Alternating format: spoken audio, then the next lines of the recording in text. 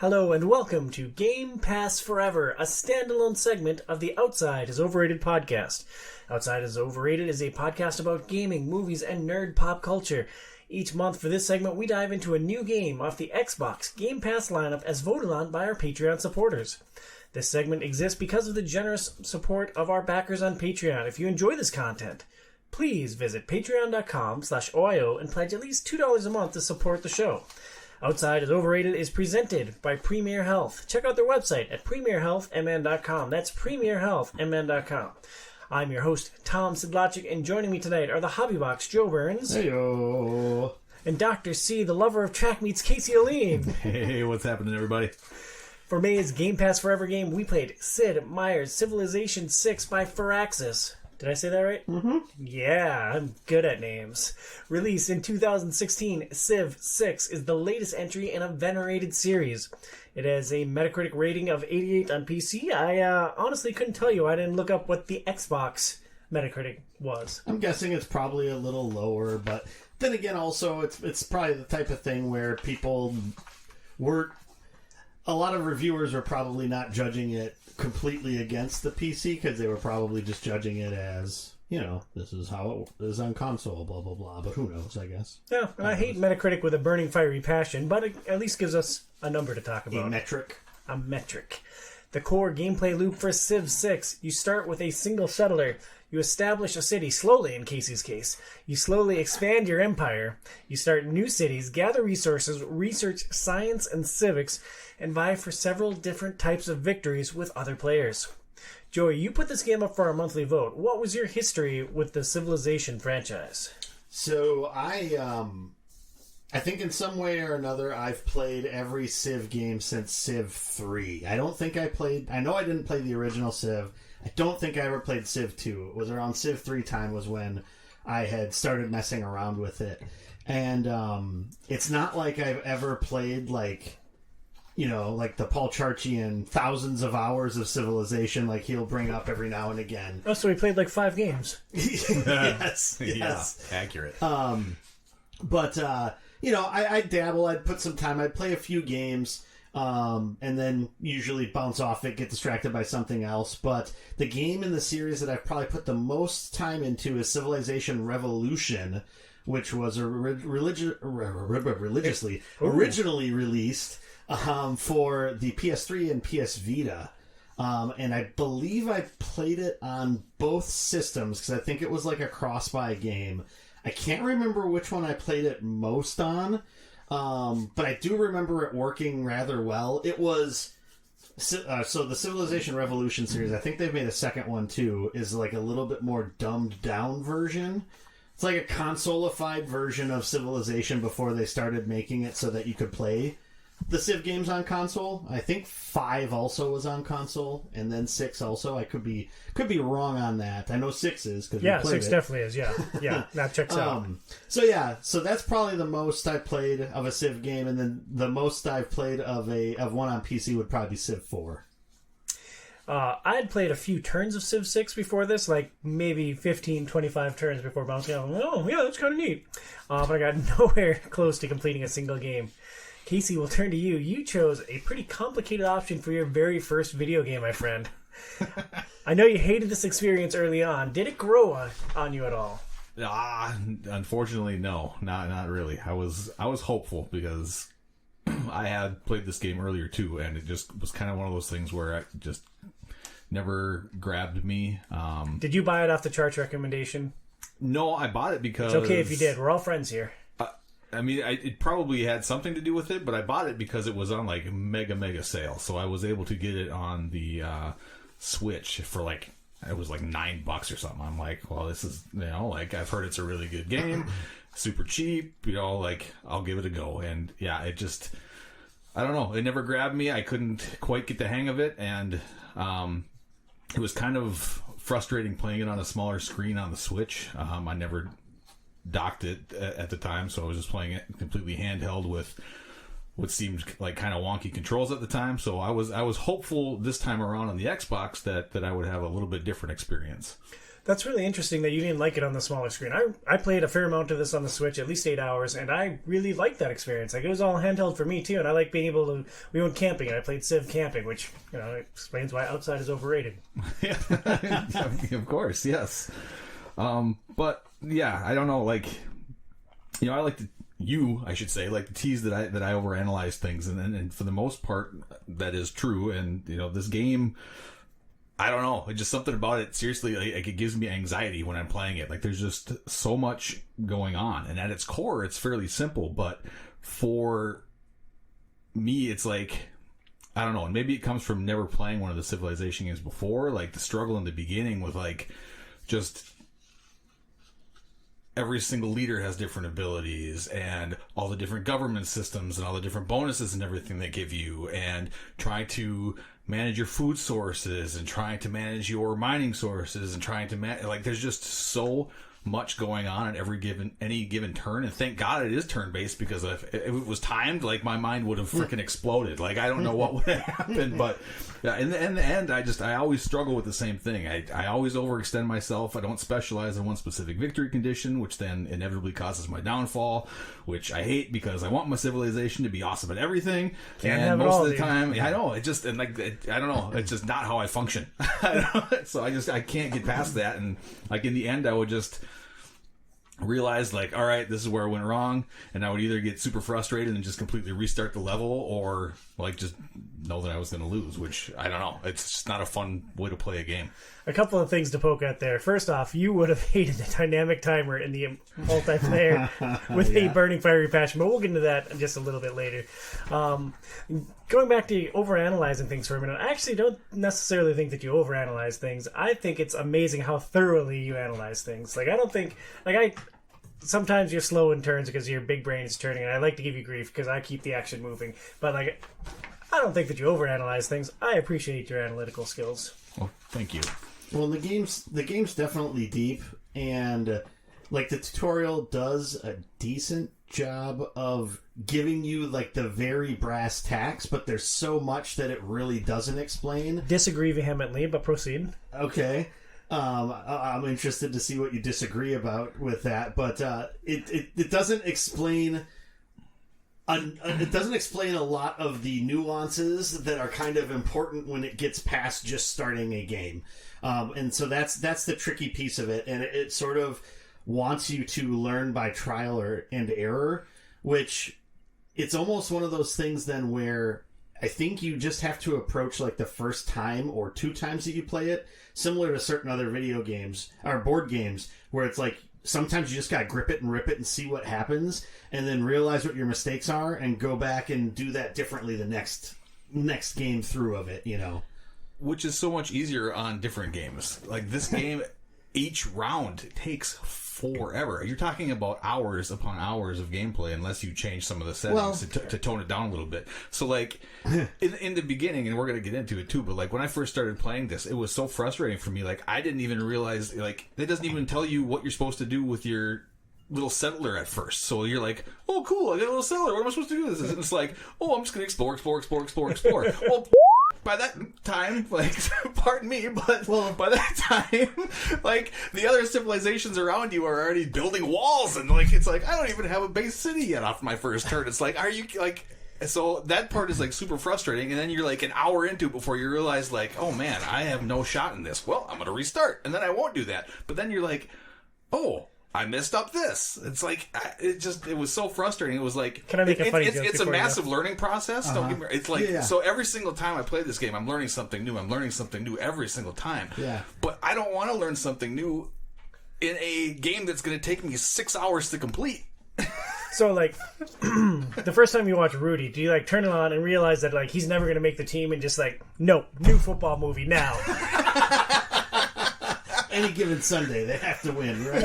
Yeah. But Rudy is only 2 hours long. Maybe if each one of these was only 2 hours, it would have been better. Well, really, the game's only as long as you spend on your turns. And so really, it's your own fault that the game's long. Well, sure. I mean, I could just skip my turn every single time and just let the computer completely dominate me, which they almost inevitably do anyways, but... So, I think we'll get into it a little bit later, but...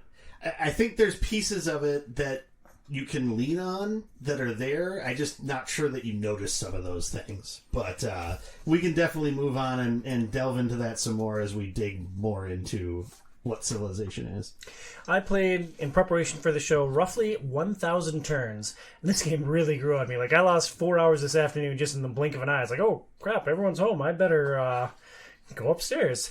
But after my first full playthrough, there were still major systems like religion that I just did not comprehend. It's like, okay, I lost on like turn 475. It's like, oh, okay, well maybe I should look at a wiki to see how religion works.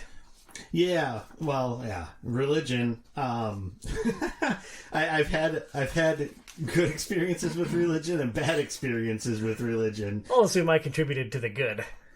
Well, so the problem is when we were playing our multiplayer game, I was like, okay, I'm gonna try to do some religion stuff. I didn't decide that early enough, apparently, and once Poland had forced Christianity upon my cities, then it's like, well, any holy people I create there are Christian and not Protestant, which was my religion, and it's like, what the hell? Like, how am I supposed to change this? There's like nothing I could do to change this. Yeah, apparently there is no way to change it because like I came in after that and converted you to my religion, which we won't say on the air. And then I started, well, because it was just asterisks for me, so I didn't even know what it really was. But I started spreading that then because it was just like, well, screw Poland. And then they declared war on me.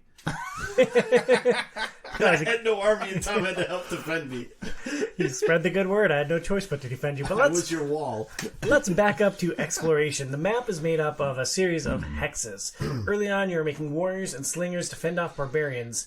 Joey, what were your first impressions coming back to this franchise, preparing for this podcast? Exploration is pretty fun in this game. I really like the fog of war mechanic and how like everything opens up, and then when you leave an area for a while, you can see the map, but you can't necessarily see what's there anymore. So, like, you can see the land masses, but you can't see which nations have spread into that territory. Yeah, and you can see, like, when you look at it, you can see that there's certain resources on certain hexes, right? And if you know what, like, the salt resource or, the sheep resource or horse resource looks like, you can tell that that's what that is. You can't necessarily tell if, like, someone expanded their civilization and has, like, a farm or pasture built there or whatever until you go back, which is interesting. And it always kind of tries to push you to have a couple of scouts always just roaming so that you can see things, or like cheap ships roaming around so that you can see where people are at to some extent. Or in Casey's case, you're a settler. Yes. Just have your settler wandering around trying to, it's two just tiles like, at a time. Yeah, it's just like it's. I just picture it. The tutorial sucks, dude. I'm telling you. But like, you click on your settler, and at least for me, they always like show you an optimal place to put your city. Yes. So it's like, it'll show you, like, because what it'll show you is it'll have, like, dark green for the better places for water. And then usually there'll be a couple of, like, logos that are like, hey, city, this is a great spot for one. Right, but you don't realize that, like... that you can just go there and found a city? I'm pretty sure the game explains that in the tutorial. I don't think it does. I'm dead serious. Like, obviously, yeah, it's like when you're looking at the guide, like you said, there's different tiles, and it shows you, like, okay, green spot here, and, like, there's a little image of a city that pops up on it. But it doesn't tell you, like, what you need for that city. Like, it shows you, like, okay, this city is good for this, and this, but it doesn't... So, like... It doesn't do a very good job of telling you that, like, if you happen to build here and your city doesn't have fresh water, which we'll get into in a little bit, that you're screwed. Like, so you pop up your city the first time and you just completely waste that unless you build another city, which you're too stupid because the tutorial doesn't say, hey, by turn 100, you should probably have another city built. Like, you know what I mean? So, like, there's zero, like, it lets you, like, to be fair, get the crap kicked out of yourself over and over again until you figure that stuff out. I've started at least 8 games across 3 different consoles for this game, and the advisor does say at some point, we should get another settler out and start another city. Yeah, but by the time the advisor tells you, it's usually way too late, and it's because the other civilizations that you're going against are, like, so much farther than you. So, also, though, whenever you go into either your production in a city to create a new unit or a building... or if you go into either the civilization tree or the culture tree or the tech tree, there's always an icon of your advisor on what they recommend you to do next on all of those things. And so you can always just sort of you can always just, if you're not sure what to do what they're telling you to do. Or if you're looking at like the culture or the tech tree, you can look at then what is boosted. If you have done something and you've boosted it, it's going to be faster for you to learn that thing. You can always just, kind of drop down and, okay, I'm going to do that. And like one thing that I started to do, especially in our multiplayer game, is utilize the queues within there where it's like, okay, I want to do this, then I want to do this, then I want to do this. And then it's all built up so I don't have to worry when it pops back to me having to decide my next tech. It's just going to jump to that. Like it'll tell me, hey, you finished this one, so I could go back in and I could change it and move it around. So there's things there. I'm not going to completely defend the tutorial because it's a lot. It's like you're drinking out of the fire hose and trying to catch everything, and it is a lot to try to pick up as it goes through. And it doesn't really tell you a lot of those things again unless you jump into the Civilopedia, and that's a freaking nightmare to try, especially on console. It's a nightmare to try to like find your way through to find whatever it is you want to find in there. Yeah, let's kick it back to Casey and ridicule him some more. Okay, so you're scouting around with your settler a bit. Okay, we covered that, but you also start with one warrior. What was your strategy for that warrior? Well, was it Hulk smash? I mean, in the beginning, so again, these are mostly like my first experiences with this game, period. So this is my like how it sort of tainted me from the very beginning. Yeah. My frustrations with it.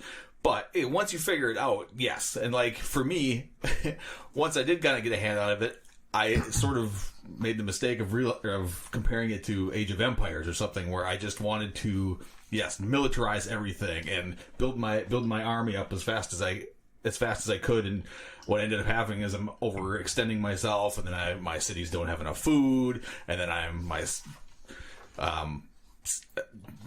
city people are just getting like pissed and more pissed at me, and my morale's going down. So it's like you're like, oh well, I goofed that up. Guess I'm going to start over again, and then not do that this time. And so a lot of by the time we finished here, I feel like now I finally have a decent grasp on the game, but my God, did it take me forever to figure it out. And like that's okay. Yeah. But I just don't have that much time to put into a game like that, where I wish I had a little bit better system, a little bit like I needed more with the tutorial. Like it's very basic, and it doesn't dive deep enough into it, which again, it's okay if you have the time to put into it, but for me, I just don't have that time to put into this. And when each round takes each game takes 5-6 hours probably, and how many turns, I don't even know. Like it's a lot. And to be fair, like it's a complicated balancing act to try to figure out how it is that you're going to continue building your cities, getting population, having housing for that population, friggin' amenities, whatever the heck those actually, like, however you build that crap, because it always yells at me that I don't have enough amenities in any of my towns. And then, having protection for the cities and expanding and moving. And finding, like, the luxury resources, like, not just quarries, but, like, horses, iron, oil. There is a lot. And there is a lot in the game. And I think the one thing that's nice about Civ 6, I think they started doing it with Civ 4. Maybe it was only in Civ 5. But they have scenarios that they have created for you. And usually those are shorter game experiences and much more focused on doing a certain thing. And so the one that I played in Civ 6 was you're playing like one of 3 factions in Poland. And basically you're trying to be whatever the family is that's going to take control of the Polish Empire. And I think that one was only like 60 turns or 30 turns or something like that. And you start with like some of the early stuff already done. I think you start in like the 2nd or 3rd age already. And you go for like 30 turns, and so it's pretty quick to go through, and it gets past that really early part. And I wish the game did a better job of pushing people to do those first as a learning, because I think that is a good way to ease into it, and it's a more accessible chunk of a game instead of jumping into a 500 turn, epic match starting at the beginning age all the way through time.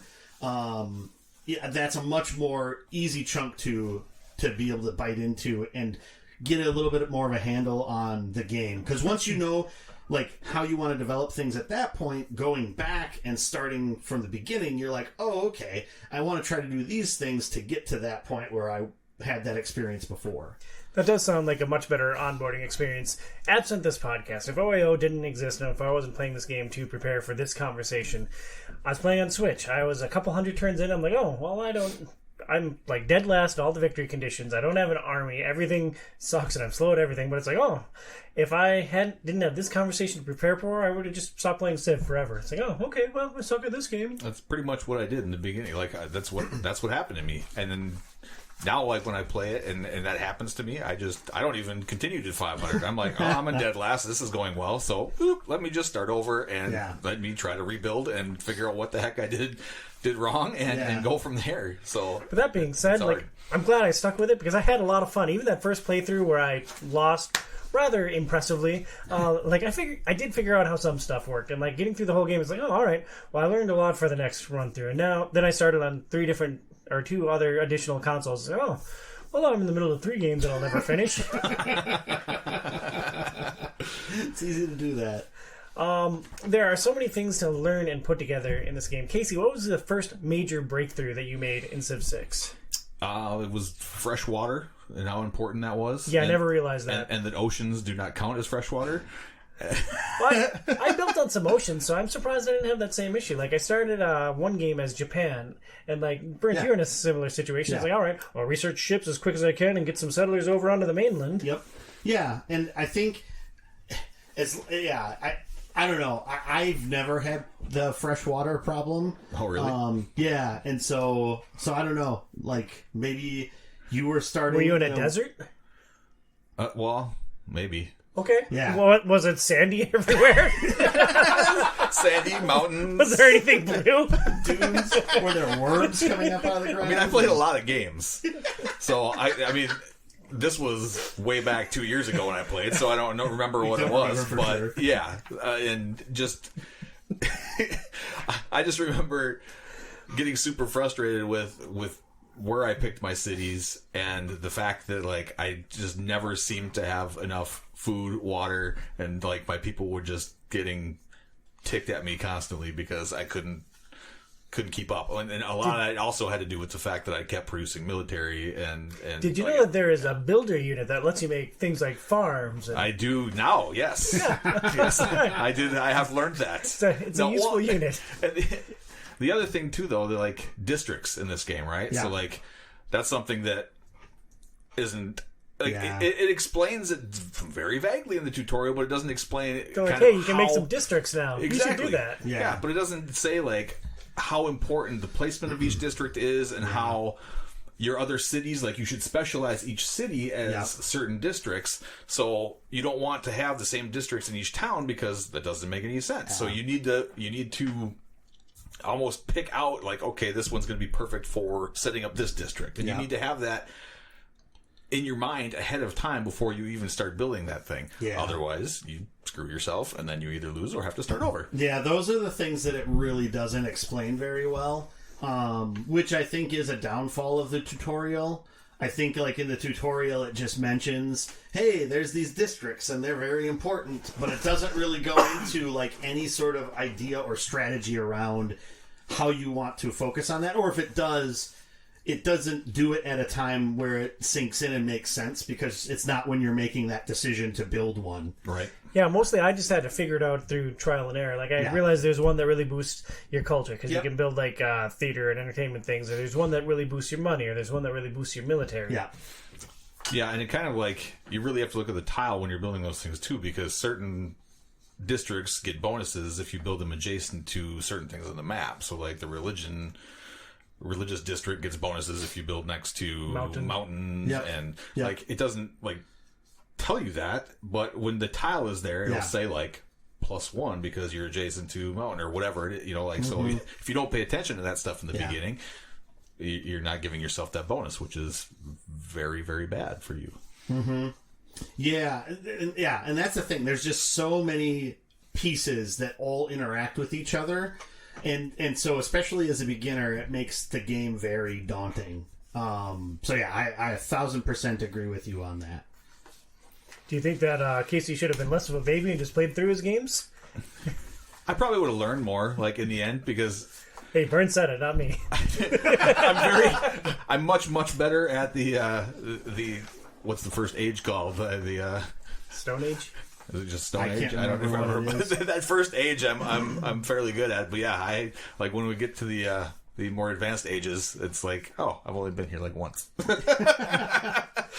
I had a funny moment this afternoon. I was driving my tank along to take down an enemy, driving my tank over this rainforest, and like, oh, here comes a little camel for a trader. It's like, oh, I got trucks for mine now. It's like, I am superior to you. You advanced past them. Yep. Yeah. Burnsy, your biggest or one notable breakthrough in this game for you? Yeah. So when I was playing, like, the biggest game that I played in prep for this podcast, I was Japan, and I did it on, like, the real world setup, which, like you had said, you start on the island of Japan, which is like 7 hexes. One of them hexes. is a mountain. Yeah, and so it's like you really don't have much that you can do until you build ships. So it's like I'm going to focus on building ships. But in that playthrough, I was able to like trigger the boosts on each of my cultures or technologies, which really helped me. Like I was leading for like a science victory in that for the longest time. I don't know if I am like where I've stopped in that playthrough so far.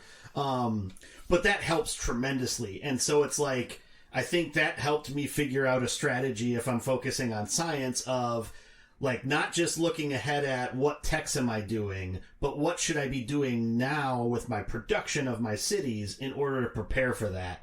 And I thought that adds another interesting, it adds another interesting layer and another prompt for you to look at to determine what is it. Because when the production pops up on a city, sometimes it's really hard to like, well, what the heck should I even focus on? But then it's like, oh, I need to have 3 ranged units in order to trigger this boost on this tech, or I need to have this in order to trigger the boost so that it's, so that it basically makes it twice as fast for me to research this culture upgrade.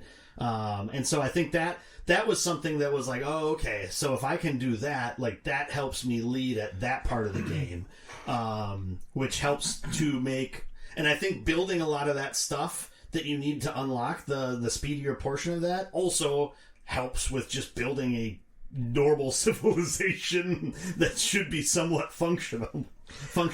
I agree that getting those shortcuts is super important. I found an interesting way around it this afternoon. I was playing a game where I was trying to score a domination victory, so I was just attacking. I took out 3 different rival civilizations. And as I took their cities, I would get a lot of their, whatever districts they had built. So I managed to circumvent a lot of the prerequisites for a lot of the tech and culture things just by inheriting those cities, because a lot of them are tied to your buildings as well. Yeah. So I thought that was interesting. It really fueled up my tech research just by domineering other players. One breakthrough that I had, and I honestly don't know if this is helpful or a hindrance, but I realized after my first week playthrough on the Switch that you need to have civilizations all over the place. So I just spread out like the Zerg. I get settlers as early as possible, and I send them all over. I also learned that there's a way to game specific resources. If there's a civilization encroaching on something you want, like horses, you can park a unit on top of those horses. Mm-hmm. The city can't buy it. Yeah. Like a rival civilization did that to me. I'm like, oh, you guys. Yeah. And I wasn't, in that particular game, I wasn't aggressive at all. I'm like, well, I'm not going to start a war over horses, but man, I wanted to. Bernsey, did you have any other breakthroughs you wanted to cover? Any other aha moments for Casey? I don't think so. I mean, one big realization which took me a little bit is that like we said, you cannot spread yourself thin. So if you play this, you need to pick a victory condition, and that's what you need to go for. So you can't be attacking constantly and then switch to a science victory. Like if you have something in mind from the beginning, that's what you need to go for if you want to try to win. Yeah, and I think the way that I always approach it is it's like, okay, well, technology feeds everything, right? And really getting a science victory, my understanding is it's difficult because you need a long game to happen in order to get there. Because basically a science victory happens if you are the first one on the moon, or at least into space. Mars, that's what it is in this one. Because it's expanded, I think, as time has gone on, as they've developed the games. And so if a game, like if domination stuff happens before you're able to, get enough of that tech, like that's problematic, obviously. But focusing on tech early isn't going to hurt you, right? And so I always try to focus on that stuff from the get-go, and then as the game develops, if it pushes me in one direction or another, then I sort of try to lead into that a little bit more. But if you're trying to dominate or you're trying to get a religious victory, you do kind of have to focus on those from the start to get an early start on that stuff so that you can crowd out any of the other influences. I always focused on production out of the gate. To me, production was the most important thing in the game, because production affects, and I don't understand how, but production affects how quickly you build things, how quickly you churn out units. So because it's producing. So get those builders cranking early and often. Buy all the tiles you can around your stuff as early as possible. I was a big fan of boosting production. As you advance, you send new settlers out into the world to establish new cities and expand your empire. Burns, what were your key expansion strategies? I mean, so I always like to build cities so that with a little bit of, as the influence builds around that city, it's going to help make like a contiguous border between things, and obviously you're looking for resources that you need in order to continue to develop. Like in our multiplayer game, I didn't have niter, so I couldn't. I learned how to make gunpowder, but I couldn't ever create any rifle units because I didn't produce any of that. And so that really screwed me as, I'm being attacked on one side by a bunch of cannons from Poland and you're rolling in with your gunners to come in and shoot them. And it's just like, yeah, I've got arrows. I'm doing my bombard with arrows. It's doing like 1 damage to these winged hussars that are a pain in the dick. Those guys were really tough. Yeah, they were beefy. Can't you trade for those resources or purchase them from other civilizations? I mean, it's not an ideal way to do that, but at least... I proposed 0 trades in this game. Well, so... In 1,000 turns, 0 trades. Yeah, well, because I proposed the open borders with you multiple times to try to keep that going. Because I didn't know how to propose trades. Yes. So there was that. But I think one of the other really good things to do is with your first couple of caravans that you create, your merchants, you should have them go to your other cities, because wherever they go, they create a road, and your units go faster when they travel along a road. And so if you have roads between all of your cities, you can quickly move your troops then from city to city if you need to defend different areas or need to go off to attack something. Or if you're Tom, you build roads to the cities you're most likely to attack. I mean, there's that too. Yes, there is that too. But I having those roads helps with getting different places, 1,000%. Casey, given your struggles, what are your expansion tips for a new player? Build your second city fairly early on.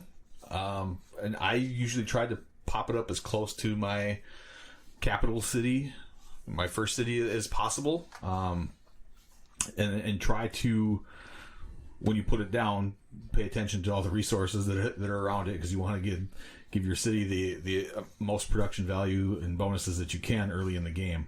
After that, then I'd spread out and try to build around a natural wonder or some other, bigger whatever you want to call it on the map to give you those types of bonuses.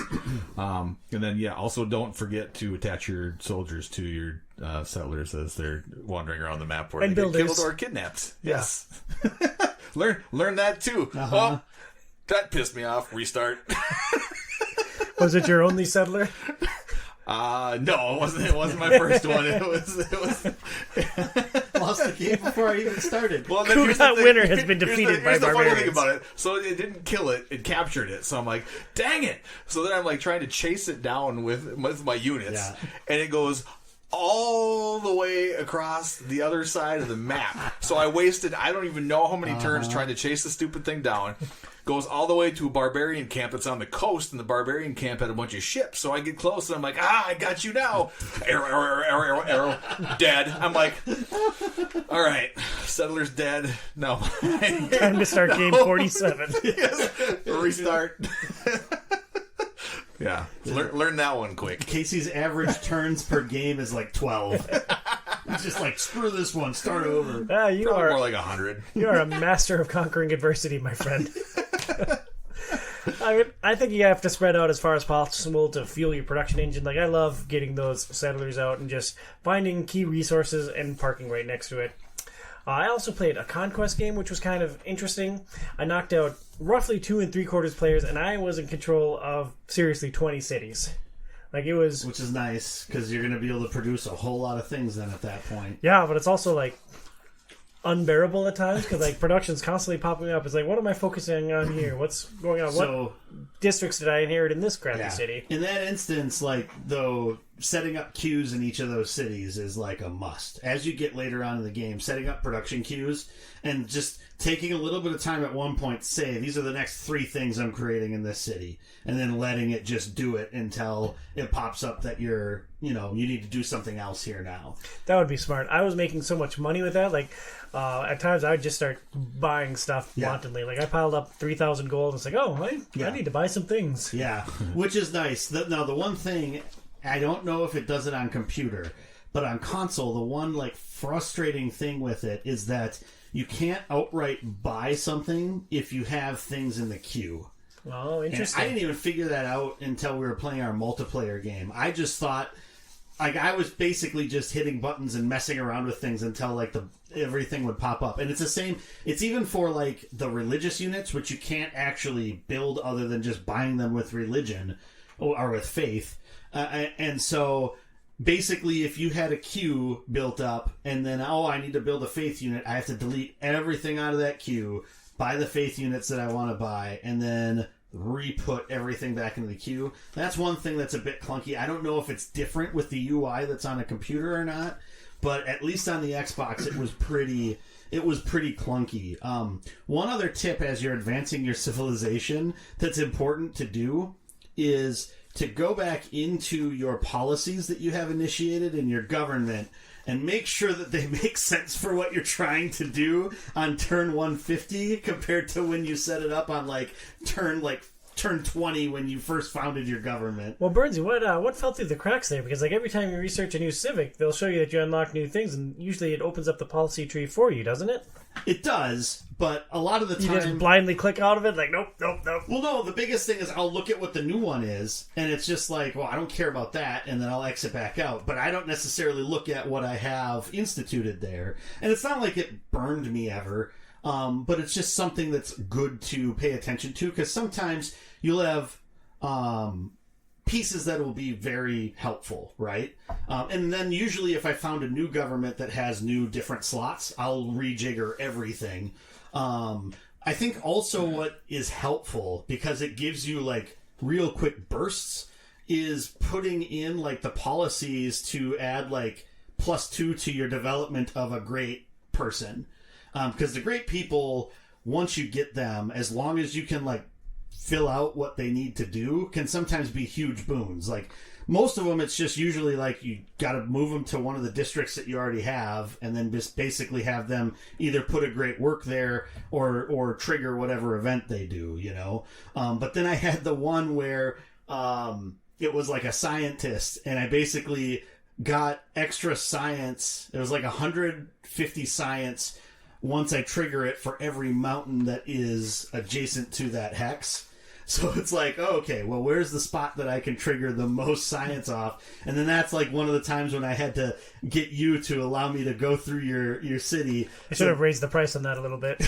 I did throw you some money. But basically, once he triggered that, I had like a queue of like 3 items in my tech tree at that point, and it just researched all of them, like bam, bam, bam, bam. I was like, okay, that was freaking sweet. So those great people can really help push things if you can trigger those, and a lot of the development of that is based around the districts that you build, and then adding the new buildings to those districts. So not just building the district, but doing that, and then doing the I can't remember what the bottom thing is, but it's like basically you can have your production go into doing something in that district, which will usually raise whatever that district produces, but then also will usually trigger or at least greatly increase the chance of triggering a great person that's tied to that district also. I wanted to poke at this before you got into great people, but we were talking about governments and the different policies that you can institute, and there's an interesting system for it. Casey, did you advance far enough to change your government at all? I did, yes, I did. Good.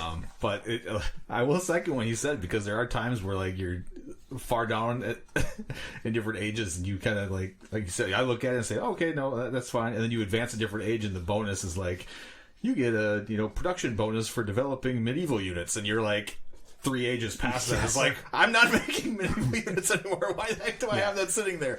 Yeah. Duh, like put a different one in there. Yep. I paid more attention to my government than you guys did, my friends. I mean, I paid attention to it, but I didn't. There's so many other things that I was focused on that I didn't re-maneuver some of that stuff sometimes. Because this game has like a bajillion things that you There need are to... bajillion things. Yeah. And I will say, one of my quibbles that I had with the UI in this game, or another one of the quibbles I had with the UI, was in that policy screen. If you had any of, on the far right side of the screen, any of those policies that were on there, it was really tricky to try to see what those were, because you'd have like a column of policies that would be half cut off by the screen, and then you jump over to the next like page of them, and it doesn't always show what those ones are. It was really wonky how that worked on a TV screen. Were you able to filter it by the different classes of the policies? Yeah, I think if you did that, then you could see it, but it was just, I don't know, it was just weird. A weird way that it didn't format everything on the screen at once, or not just everything on the screen, but like so that you could at least see everything fully in one iteration of the screen without having to filter it down that way. Which, especially when you have like the wild portions and you're trying to look across all of the different things, which one you want to use. I don't know, it just makes it a little more tricky. Casey, I don't mean to poke at you here, but at the end of the first game, did you feel competent? No. Yeah, No. neither did I. Like, I at least knew what most of the buttons did, and that was an improvement from the start of the game for me. Yeah, I can't even say I knew what most of the buttons did. It's just... I needed Burns to tell me the hotkey to turn on the tooltips. Oh no, you need to do that. Like, that's the other thing. That's like, why I started playing on PC, because I could hover over it and like... You have to hit the options button so that, or whatever the hell it's called. It's generally select whatever's on the left bunch side of Windows things that on the pile up Xbox. on top of each other. That's what the name of it's the icon that's on the button. But yeah, that'll turn on. Well, I think it's the name too. Yeah, the bunch of Windows buttons. Bunch of Windows. It's probably the Windows button. It's Xbox. It's almost Microsoft. certainly. Yeah. But anyway, I'm glad we worked through this together. yeah, we figured it out. But that basically is going to make it so that when you have a hex highlighted, it tells you what's in that hex. Or when you have anything else highlighted, it tells you it gives you more details on that. And that's a must-have for this game, because otherwise you just gotta try to remember what any of this stuff is, and that's not gonna happen. Yeah, I was constantly flicking it on and off because, like, first I needed to know what the buttons did, but then it got really annoying when I knew what some things did. Like, looking at trade routes, there would be, like, this big box of explanations, and then you couldn't see what, like, the benefits were for the trade routes. Burnsy, you played a handful of games of Civ now. Are you, like, a master? Are you competent? I would say that I'm maybe somewhat competent. Like, it definitely helped me having played multiple Civ games prior to this. There's a lot that kind of carries over. There were things that were new to this one.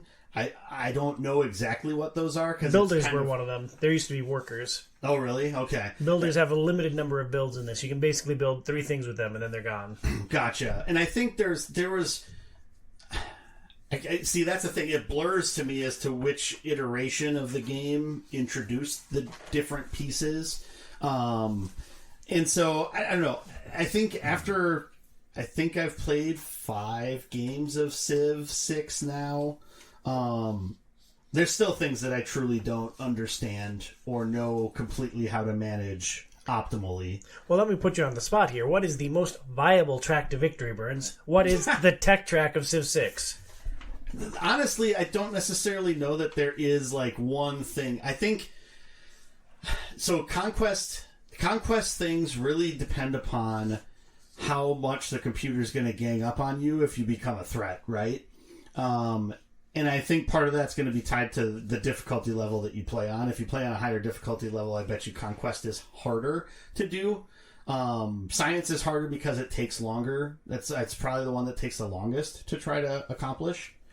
One quick note on Conquest before we move off of that. The civilizations were just watching me massacre city after city. And, like, everyone denounced me. And, like, the warmonger, like, everyone denounced me for being a warmonger over and over and over again. But, like, nobody was building troops. It was slightly harder than XCOM 2. Yeah, so that's surprising to me. Because at least in other iterations of Civ, attacking always ended up being a fool's errand.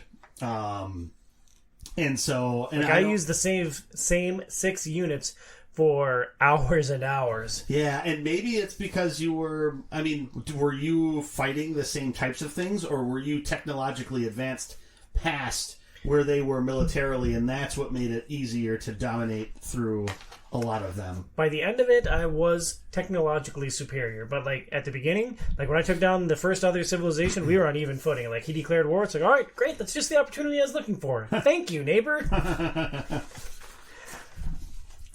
So yeah, I don't know. I think that's interesting. I mean, I'm not an expert, so I really can't say. I don't know that I've.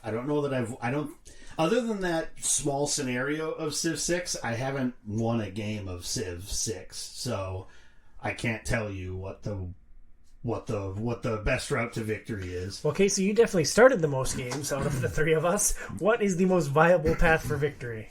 I mean, I haven't won a game either, so I don't particularly know, but science seems like the easiest one for me. Like Joey said, it does take the longest, but I think if you focus on that from the get-go, you can kind of work around the other things, because I think domination for the other civilizations, the AI civilizations, is really hard for them to win, because they're more than likely not going to be able to take over every other capital city, or right, from everybody, and especially you, if you do advance and you look out for yourself, it's going to be tough. So I think science is one that it's easy to focus on from the beginning, and it is one that you could potentially win, because the other civilizations are not usually going to just focus 100% on that either. They're going to be slightly weaker than you if you make that your main focus. I don't think you particularly enjoy this game, but do you think it's fun to lock into your victory conditions from the very beginning, or would you like a more flexible experience that gave you more opportunities to adapt and change what you were doing to match the scenario at hand? Well, 100% the latter. Like it's like I said, for me, I like my civilization. I want to be better at all sorts of different things. Like, I want to be able to defend my city if it gets attacked. I want to be able to attack other cities if that is an option. While also exploring some of the other 1,000 things that you can do in the game. It kind of sucks that you have to pigeonhole yourself into one specific strategy from the get-go. And I think it's really hard to adapt on the fly, especially as you get later and later into the game. Yeah, I don't know that it's like you have to single-mindedly just do one thing. Like, I mean, obviously, if you're building up to do domination, you're also at least gaining technology to some level, because you're trying to advance your military enough to be able to attack other people and do that pretty well. and you've probably built up like your production engine to be able to produce a lot of these things. I think some of the other ones that are more nuanced, like religion or culture, especially religion, like you have to get your religion established early enough so that it's actually going to be able to be established. Otherwise, you're not going to be able to get a religious victory. I wonder if one of the core means of victory is not like the ultimate like ending. If it's not a likely outcome in every single game, whether it's domination, science, or cultural victory. I wonder if the score victory is the most common outcome. Probably. Because I'm guessing it's really hard from a science perspective to get all the way to the end of the track to get to Mars. What if you just set the production queue on the first turn, go to Mars, and then just next turn, next turn, next turn, next turn, forever? I mean, you'd probably get wiped out by somebody. Nope, doesn't check out. You'd probably get wiped out by somebody because they would start attacking you somewhere at some point.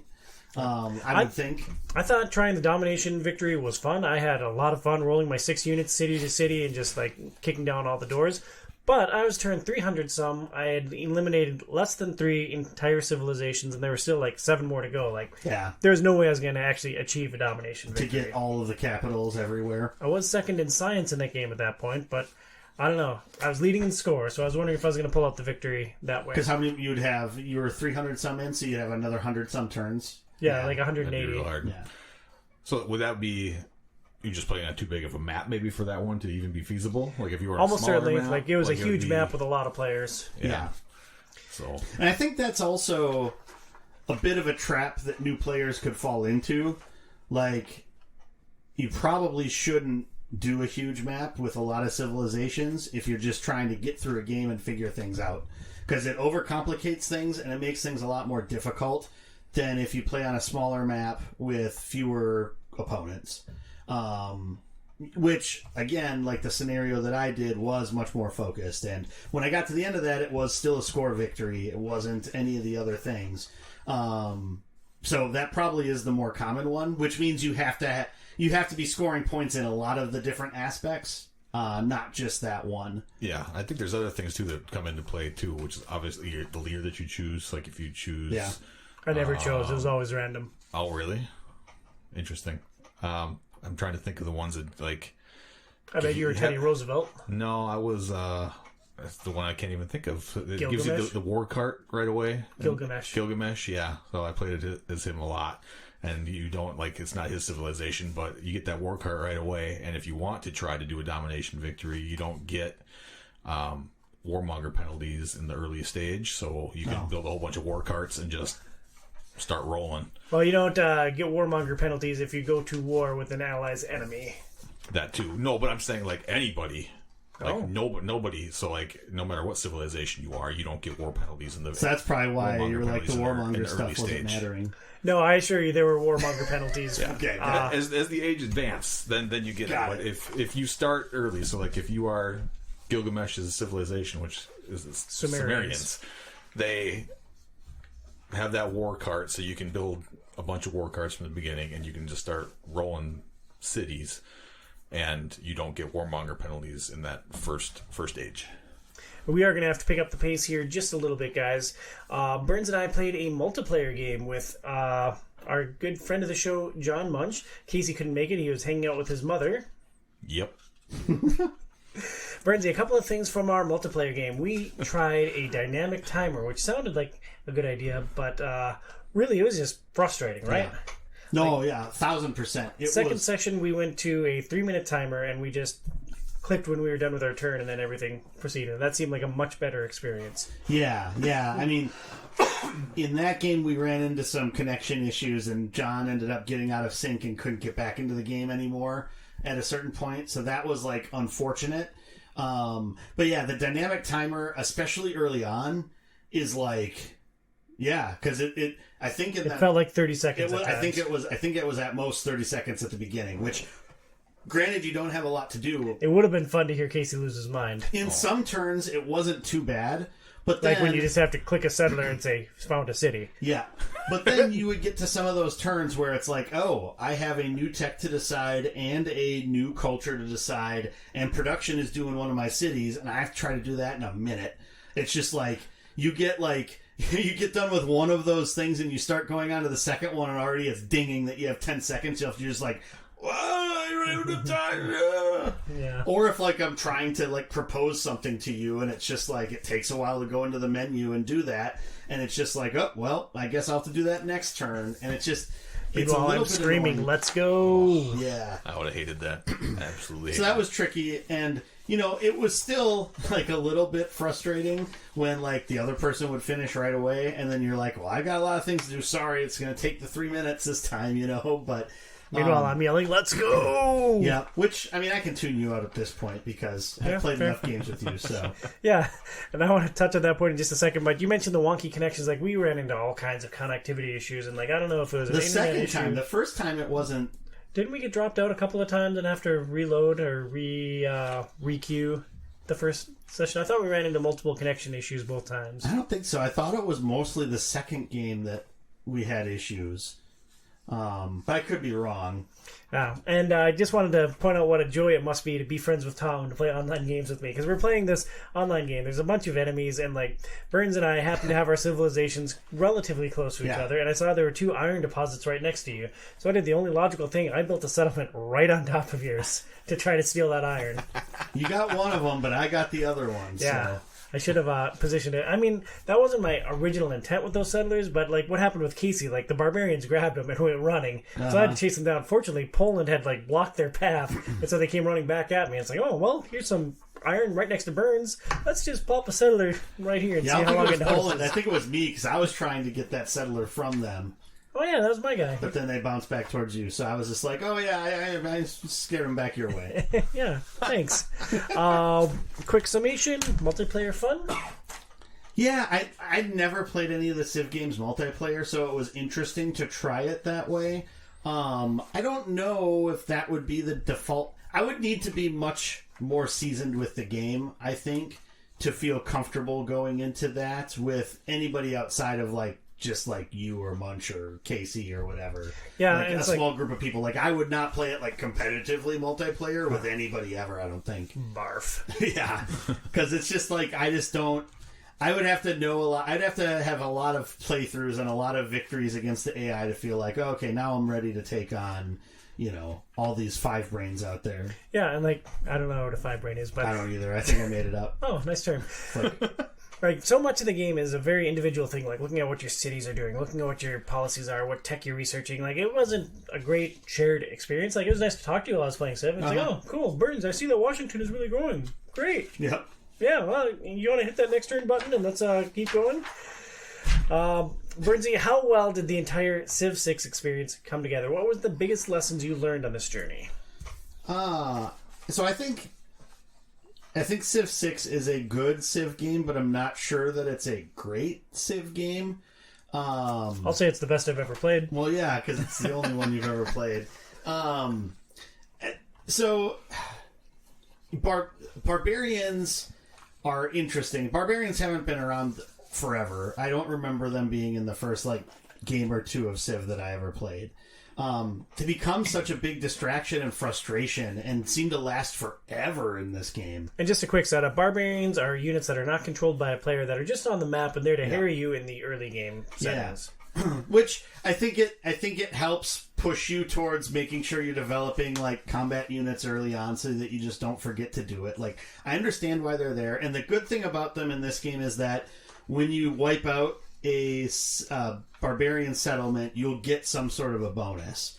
And it's also interesting that there's a variant way to play with barbarians that you can activate, that when you take over a barbarian settlement, you can basically either wipe it out for whatever benefit, or you can basically say, hey, give us X amount of this and I'll let you stay. But then you can't attack that settlement for 30 turns or something like that. And then there's not militant barbarian settlements that you can discover too that will just give you a benefit whenever you go through it. It's being like, hey, you guys are awesome, join my civilization, basically, is what it is. And they'll give you something because of it. So I think that adds something nice to the game. I saw something neat today. I was exploring with a ship right around turn 300 again. I found a barbarian battleship. Oh, really? They had built or found a battleship. I don't know how. I sank it with my Ironsides. I'm like, oh, good. I'm glad that an Ironsides is better than a battleship. I wouldn't have bet on that. I'm the captain now. That's how they got it. They were pirates. Well, there we go. I think the city-states and envoys add another level of diplomatic strategy to the game, which is really nice. Those haven't been around in all of Civ. And so that's like a neat aspect, and trying to decide which city-states you want to align yourself with to get those benefits. And it can have a big impact. Yeah. I can't remember if I said this on mic or if we were talking about it before we started the show, but when I was playing my domination game, I attacked a civilization, and I didn't realize that they had the highest level rating with one of the city-states that was south of them and like right next to my city. So I started attacking this other civilization, and suddenly all these troops are pouring out of Buenos Aires and attacking one of my cities. It's like, oh, maybe I should bring some knights back. Yeah. Well, and I think the other thing with the city-states is when you're like the suzerain of a city-state, which basically it's like you're like the leader that they support, is basically what it is. You can basically purchase the use of their army for X amount of turns. So there was, in the one big game that I was playing of this, there was just like this set of barbarians that were a pain to try to track down. And so then basically I did that with one of the city-states, bought their troops so I could like catch them on both sides and take them out.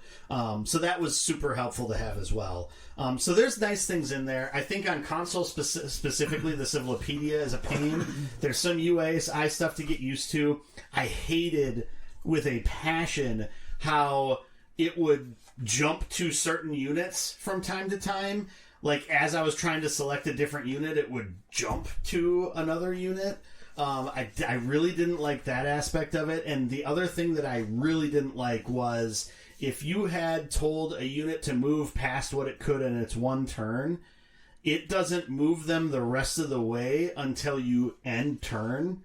And so you'll click end turn, and it's like, oh, hey, no, you got to move this unit. You click end turn, oh no, you gotta move this unit. Which, in a single player game, it's fine, because it's just like, okay, well, I'll move them, and then I'll end turn. But in a multiplayer game, when you're up against the clock, it's just like, oh, okay, I guess now I have this to do. Or, when it wasn't the dynamic timer, and I would do that, I wouldn't realize that the game was held up on me for like 45 seconds, because it's like, oh, hey, wait, you can move this unit.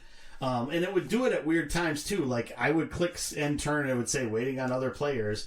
And then it would be a long length of time into the turn timer that it would prompt me to move them. And so some of that stuff was just weird and clunky in this iteration of Civ that I didn't notice in previous ones. And that could just be from playing it on console and it being a full Civ instead of the Revolution game. But yeah.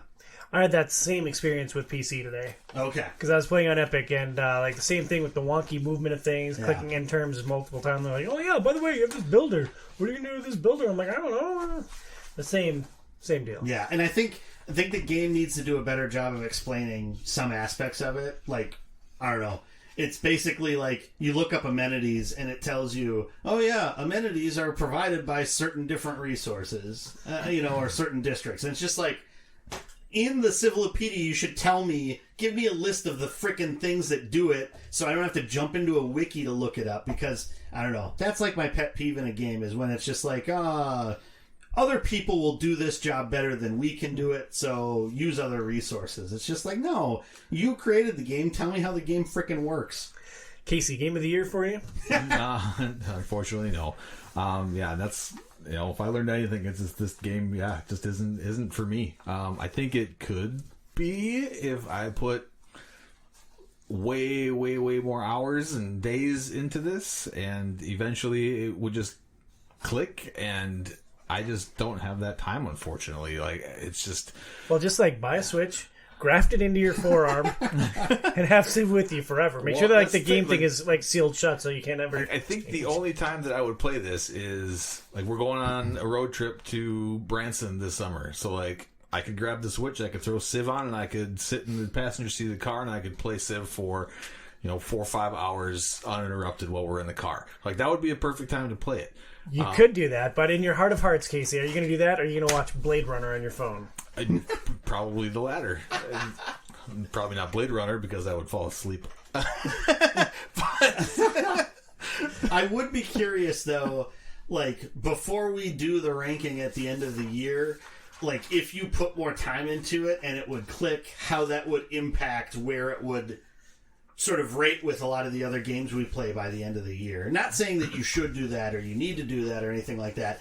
I would just be curious if you got to that clicking point, how that would maybe change your outlook on the game and where it would stand. Or you can stay right where you're at right now, and we can be on opposite ends of the spectrum and then just stare angrily at each other for an hour. We've played a lot of good games this year, and it's going to be tricky to try to determine how some of these games rate against them, because we've played a lot of games that are very different from each other so far this year too.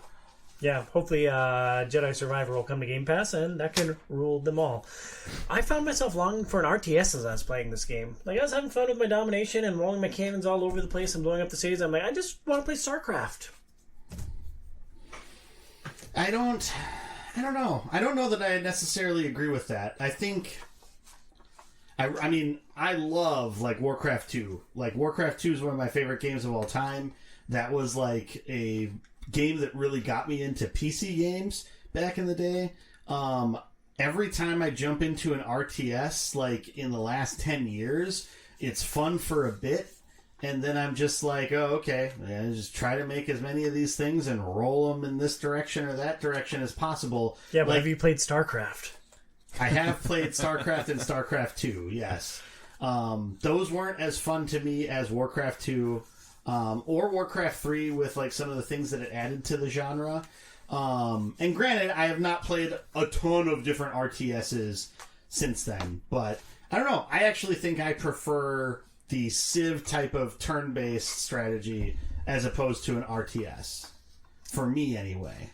Give me the RTS and let's roll all our things right over their bases. See, if I could have like Age of Empires with a turn-based game, that would be perfect for me, because Yeah, I'm always way too slow in like Age of Empires, so everybody else just rolls right by me. But I have like the gist of it, and I know what I want to do, and it's a very simple concept. Mm-hmm. So like if I could just have the extra time per turn to do that, be great. Casey, you remember back in the day when I'd host Age of Empire tournaments at the Internet Depot in Mora? I do, yes. Good times. I remember Patrick steamrolling me with archers. Sounds right. Yeah, good times. Give me an RTS with just a little bit more like Civ City building on top of it. Yeah, I can understand that. That is Sid Meier's Civilization 6. Next month for Game Pass Forever, we play Loop Hero. Loop Hero. Wait a minute. Yeah, Casey, why'd you put this weird thing? Well, let me read the description, and then you can defend your terrible choice. The Lich has thrown the world into a timeless loop and plunged its inhabitants into never-ending chaos. Wield an expanding deck of mystical cards to place enemies, buildings, and terrain along each unique expedition loop for the brave hero. Casey, why Loop Hero? I don't know. I was. Oh, well, great. Tom sent me a text. Hey guys, what are you putting up? So I went on the website and said Xbox Game Pass games, and then I looked through the games, and I was like, "What's Loop Hero?" And I clicked on it, and I was like, "Huh, that actually sounds really interesting." And I'm pretty sure, I don't remember who was talking about it. Maybe somebody mentioned it in our Discord channel or something, but I was like, "Yep." That's the one. I'm nominating Loop Hero. Did you vote for Loop Hero? I did vote for Loop Hero. Okay. I did too. So. Yeah, we had a three-way tie here. And generally, I don't vote on the Game Pass Forever games. I leave that just for our community. All patrons are invited to vote on it. And so normally I don't participate. And in this one, it's like, all right, well, we have a three-way tie. 2 votes apiece for these 3 different games. It's like, well, for once, I'm going to insert myself in this, and we're going to play my game, Solasta. Solasta, I don't know how to pronounce it. Solstice. Yeah, that. Solstice still. It doesn't matter. It didn't win. It's a D&D like tactical fantasy adventure game, which we could have all played together, which would have been awesome. But then Joey and I were talking before Casey got over here, and Joey was like, "Yeah, I voted for Loop Hero." I'm like, "You didn't vote for your own game that you put up?" No, the thing about Loop Hero is it was like a really, when it hit, it was like it exploded for a while, and it was like the indie game to play for like Vampire Survivors, only worse. Yeah, it didn't have the staying power of Vampire Survivors. Because Vampire Survivors is awesome. It was a very similar sort of, everybody was like playing that for a while, and that was like the talk of the video game industry for a couple of months. And so, I don't know, it intrigues me. It's something that I've been interested in playing. That's why I decided I was going to vote for that instead of Moonlighter, which I've already played, and it's a fun game, but Loop Hero sounded more interesting to me. Yeah, well, I'm looking forward to it. And the game that you put up, I bet it's going to be better than Shadowrun, but it sounded similar to Shadowrun, and so that's why I didn't vote for that. Yeah, I was going to cast some fireballs. I was going to shoot them right up Casey's bunghole. It's going to be great. And on that note, if you enjoy this content, please back our show on Patreon. This standalone segment, Game Pass Forever, is tied to a specific tier of support. You can back us for as little as $2 a month. Check it out at patreon.com/OiO. For Casey at Dr_Casey on Twitter. For the Hobbybox at HobbyboxBurns on Twitter. I'm Tom Sidlogic at TomSidlogicOiO. I think I said that right. We'll catch you next month. Stay inside, kids.